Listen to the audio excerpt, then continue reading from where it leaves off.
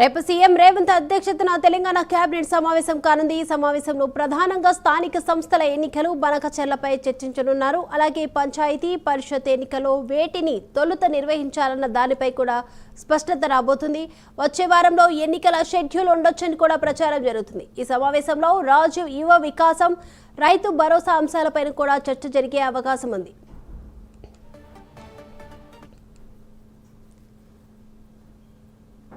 రేపు తెలంగాణ కేబినెట్ సమావేశం కొనసాగనుంది. ఈ అంశానికి సంబంధించి ఓవరాల్ అప్డేట్స్ అందించడానికి మా ప్రతినిధి చందు సిద్ధంగా ఉన్నారు. చందు,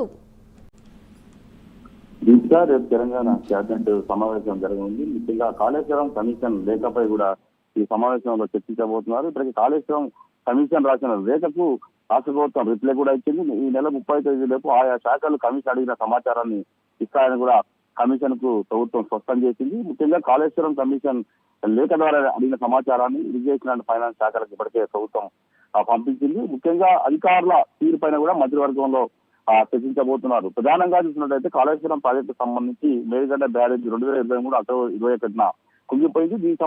దీంట్లో అవకతవకలు జరిగాయని చెప్పి కూడా జస్టిస్ పిసి ఘోష్ ఆధ్వర్యంలో రాష్ట్ర ప్రభుత్వం కమిషన్ ఏర్పాటు చేసింది. అయితే ప్రధానంగా 10 ఏళ్ల కేసీఆర్ పాలనలో 97 సార్లు కేబినెట్ సమావేశాలు జరిగాయి. ఈ క్రమంలోనే అప్పటి బీఆర్ఎస్ ప్రభుత్వ కేబినెట్ సమావేశాల మినిట్స్ అందించాలని కూడా కాళేశ్వరం కమిషన్ లేఖలో ఆ ప్రభుత్వాన్ని కోరింది.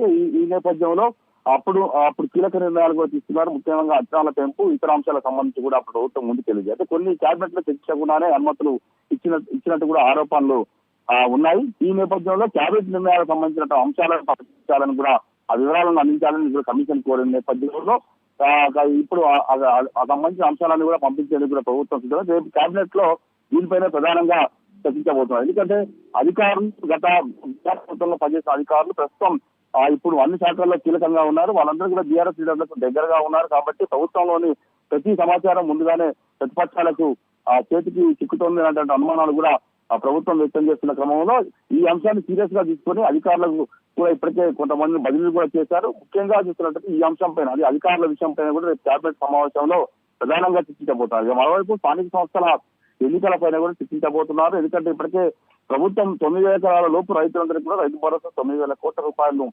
వేసింది. ఈ క్రమంలోనే ఖచ్చితంగా ఇప్పుడు రైతుల్లో ఒక సానుకూల వాతావరణం ప్రభుత్వంపై ఉందని కూడా భావిస్తున్న క్రమంలో స్థానిక సంస్థల ఎన్నికలకు వెళ్తే ప్రభుత్వానికి అనుకూలంగా ఉంటుందని కూడా భావిస్తుంది. ఇప్పటికే ఆ దిశగా సర్వేలు కూడా ప్రభుత్వం చేపిస్తా ఉంది. ఈ సర్వేల ఆధారంగా, సర్వేల నివేదిక ఆధారంగా ఎలా ముందుకెళ్లాలో స్థానిక సంస్థల ఎన్నికల దానిపై కూడా కేబినెట్ లో చర్చించబోతారు. మరోవైపు బనకచెర్ల ప్రాజెక్టు సంబంధించి ఇప్పటికే వివాదం కొనసాగుతుంది. ఏపీ ప్రభుత్వం బనకచెర్ల ప్రాజెక్టు నిర్మించాలని కూడా భావిస్తోంది. దానిపై ముందుకెళ్తున్న క్రమంలో ఇప్పటికే రాష్ట్రంలో ఉన్నటువంటి ప్రధాన ప్రతిపక్ష పార్టీ బీఆర్ఎస్ పార్టీ తీవ్రంగా వ్యతిరేకిస్తుంది. ఈ ప్రాజెక్టు ద్వారా తెలంగాణ ప్రయోజనాలకు భంగం కలుగుతుందని కూడా చెప్తోంది. ఈ విషయంలో ప్రభుత్వం ఏం పట్టించుకోవడం లేదు. ప్రభుత్వం ఏపీ ప్రభుత్వంతో కుమ్మక్కైంది. అక్కడ చంద్రబాబు నాయుడు గురుదక్షిణగా కూడా గోదావరి జలాలను రేవంత్ రెడ్డి అందిస్తున్నారు అంటూ కూడా విమర్శలు చేస్తున్న క్రమంలో ఇప్పుడు రేపు కేబినెట్ సమావేశాల్లో బనకచెర్ల ఇష్యూపై ప్రధానంగా చర్చించబోతున్నారు.